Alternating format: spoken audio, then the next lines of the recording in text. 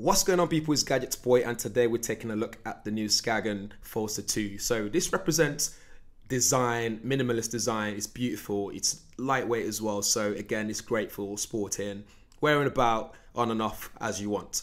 So what's new about this one? We've got heart rate monitor built in, so this is compatible with Google Fit. We've got Untethered GPS again, so you don't have to have your phone synced off it. Together with it, and piggybacking off the phone's GPS all the time. Great for when you're going bike riding, going for walks, and even running and so on. You got NFC for Google Pay, so you can use it to pay on the go.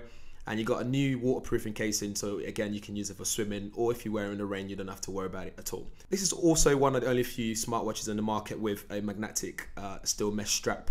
It looks really nice. I quite like that actually, but maybe for me personally, I'd go with a leather one because I quite prefer that design. Elsewhere, you got function-based dials for quick access to your favorite features. You got smartwatch notifications, activity tracking, customizable watch faces.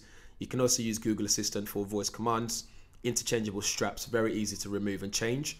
It's powered by Wear OS by Google and is running on Qualcomm Snapdragon Wear 2100 platform. It's compatible with iOS 9.3 Plus and Android 4.4 Plus, excluding the Go edition. If you're looking to buy one, this will start at $275, so do check out Skagen's website for more information. In the meantime, guys, do let me know what you think in the comments below. If this is your first time, hit that subscribe button and the bell button as well, so you'll be one of the first people to know when we upload a video on this channel. Thanks for watching. Catch you guys in the next one.